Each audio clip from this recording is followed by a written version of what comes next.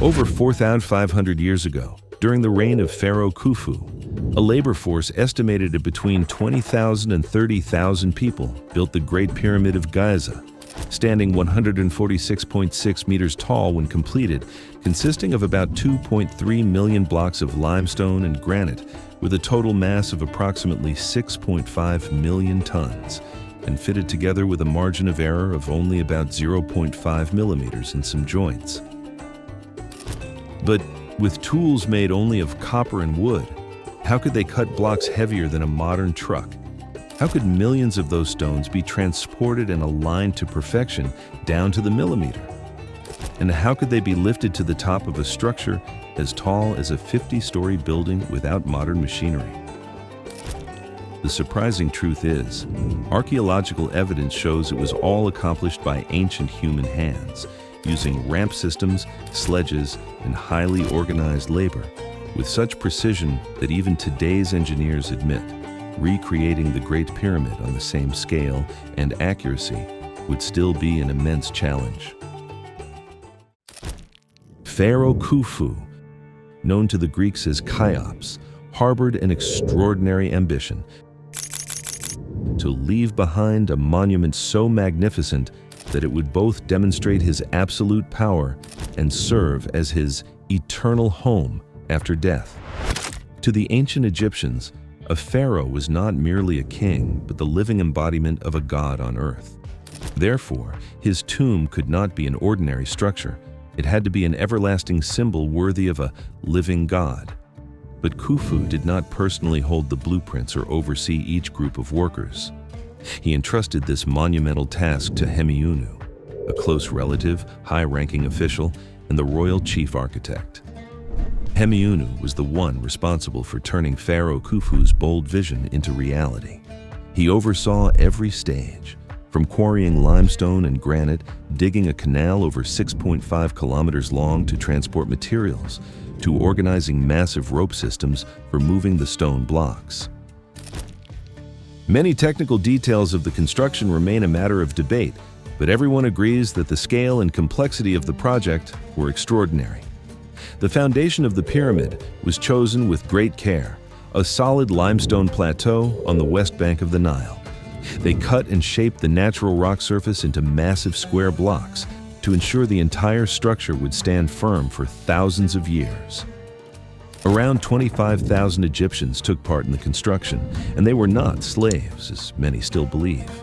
They were volunteers or skilled workers selected from across the land, performing various roles: toolmaking, sewing, management, and heavy labor. All were provided with food, shelter, and proper care. To complete the project in just 20 years, they worked almost without pause, on average, placing a new block in position every 3 minutes, working 10 hours a day, all year round. The inner limestone was quarried nearby, while the high-quality white limestone used for the outer casing came from a quarry about 13 kilometers away. The Egyptians used cedarwood sledges up to 9 meters long to transport the stones, pulled by manpower and ropes. In total, they used over 2 million stone blocks, some weighing as much as 80 tons. Each block had to be placed with near-perfect precision because even a small misalignment at the base could compromise the stability of the entire pyramid. Inside, Hemiunu built 3 main burial chambers. The most prominent is the King's Chamber, located above the Grand Gallery, lined entirely with red granite. Quarrying of the granite began very early so that after 12 years of work, the material would be ready for the final phase of construction. When completed, the entire pyramid was covered in polished white limestone, making it gleam under the sun.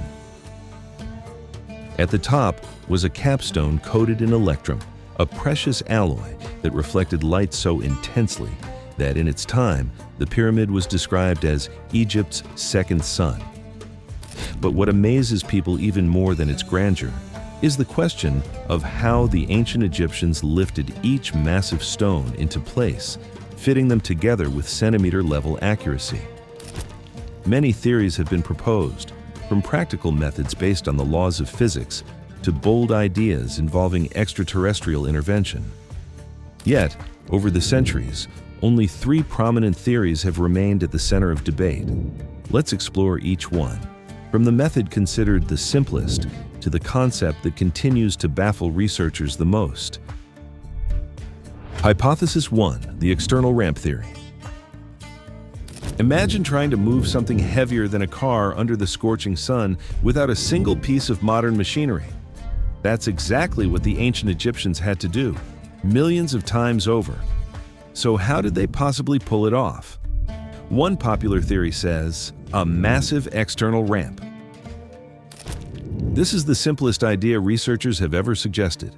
They believe the Egyptians built a huge ramp out of dirt and stone, wide enough for teams of workers to pull a block sitting on a wooden sled.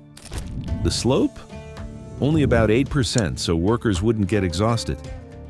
After finishing each layer of the pyramid, they would just extend the ramp higher. Sounds simple enough until you start doing the math. The good thing about this method is that it's easy to picture and doesn't require any fancy technology. All you need is dirt, stone, sleds, ropes, and one clever trick, wetting the sand to cut friction, making the blocks easier to pull. It also works well for organizing labor. Some people prepare the stones, some pull, some smooth the path. But here's the thing. If it was really that simple, why has this theory been one of the most debated for decades? The problem is scale. To pull blocks up to 147 meters at an 8% slope, the ramp would have to be over 1 kilometer long, maybe even 1.8 km if built straight. The amount of dirt and stone to build it would be 3 times the volume of the pyramid itself. And here's the kicker. No clear trace of such a massive ramp has ever been found. Some say it must have been dismantled after construction, but think about it. Tearing down a ramp that size would take almost as much work as building the pyramid. So if this ramp never existed, how on earth did they pull it off? The answer might lie in theories that are far more creative.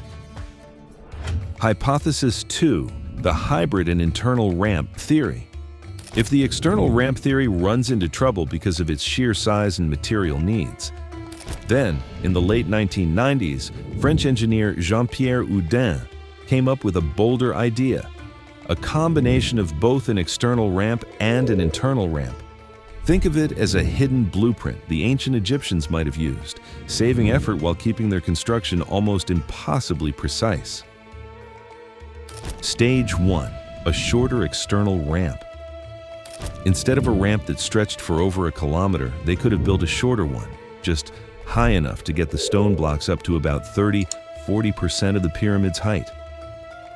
The twist?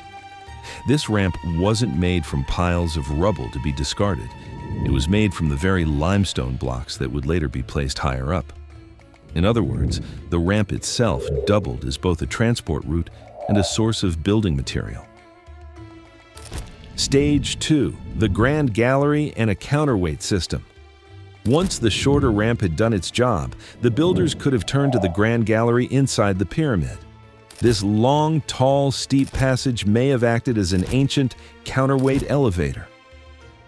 Picture this. At the base of the slope, a heavy stone block is tied to a sturdy rope, connected to a sled carrying another block on the gallery above. As the sled slides downward, its weight pulls the other stone upward. If this counterweight principle really was used inside the Grand Gallery, then the ancient Egyptians were playing with physics thousands of years before we had elevators or cranes. Stage 3, the internal spiral ramp. When the lower section of the pyramid was done and the external ramp was no longer needed, it could be dismantled and its limestone blocks reused for the upper structure. From that point, the construction team could switch to an internal spiral ramp, a narrow passage tilted at about 7%, winding its way up inside the pyramid like a multi-level parking ramp. The blocks would be hauled in short segments with rest points to rotate and position them. In fact, some indentations on the pyramid's surface at about 83 meters high might be evidence of these resting platforms. So if a spiral ramp really is hidden inside the Great Pyramid, that means for thousands of years, we've been standing right in front of a massive secret without ever seeing it. The biggest advantage here is practicality. It avoids the need for a massive external ramp and doesn't rely on technology beyond the reach of that era. By combining an external ramp, counterweights, and an internal spiral ramp, the builders could save space, conserve materials, and dramatically reduce the manpower needed. The catch? There's still no definitive physical proof of an internal ramp. Thermal scans and radar imaging have hinted at unusual voids inside the pyramid, but nothing that can be confirmed as a spiral passage. And some Egyptologists question whether such a complex system could have been built with the tools and techniques available back then. But what if this secret had nothing to do with ramps at all? What if it all came down to something simple yet powerful? Water. Stay tuned for the next theory. Hypothesis 3, the hydraulic water lift theory. The third theory is one of the boldest yet. The ancient Egyptians may have used a water-powered elevator to lift the massive stones of the Great Pyramid. Archaeologists recently discovered that an ancient branch of the Nile once flowed right next to Giza, making it possible to transport huge limestone blocks directly to the pyramid's base. Some engineers believe they then used water inside the pyramid itself to float these stones upward, level by level. No ramps, no cranes, just water, wood, and an incredible stroke of engineering genius.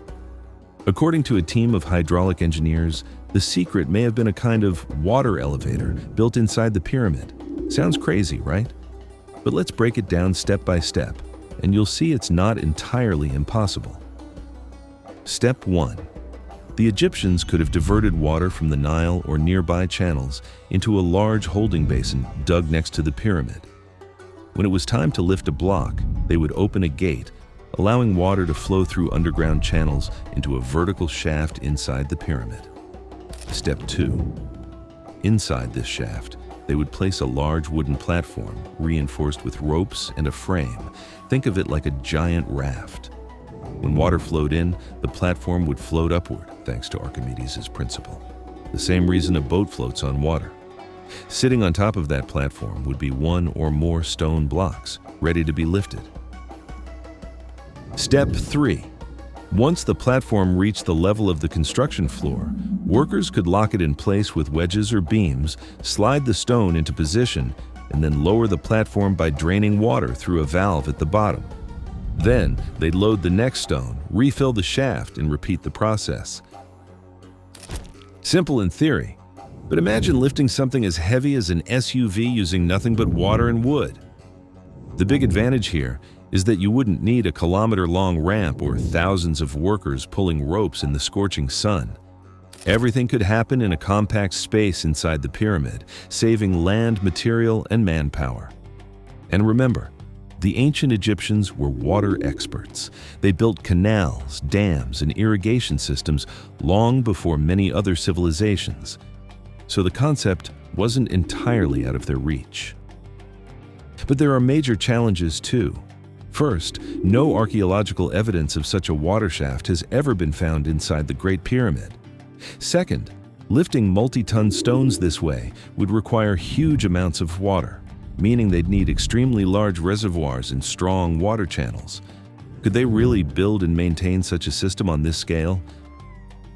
Third, the platform would have to be watertight, strong enough to bear the weight, and able to slide smoothly inside the shaft without jamming. These are no small engineering challenges, even for the ancient Egyptians. Then again, how many ideas in history were called impossible until someone actually proved they worked? Even if it remains unproven, the hydraulic water lift theory is one of the most fascinating explanations out there. It shifts the story of the pyramids from one of brute force labor to one of creativity, ingenuity, and mastery over the forces of nature. And if it turns out to be true, the pyramids wouldn't just be an architectural wonder. They'd be one of the most advanced feats of hydraulic engineering the world has ever seen, thousands of years ahead of their time. 3 hypotheses, 3 different approaches. Yet the mystery of the Great Pyramid of Giza still stands as tall as the monument itself. Has the real answer been buried forever beneath the desert sands, or is it still hidden in plain sight? This question, perhaps, will continue to haunt humanity for centuries to come.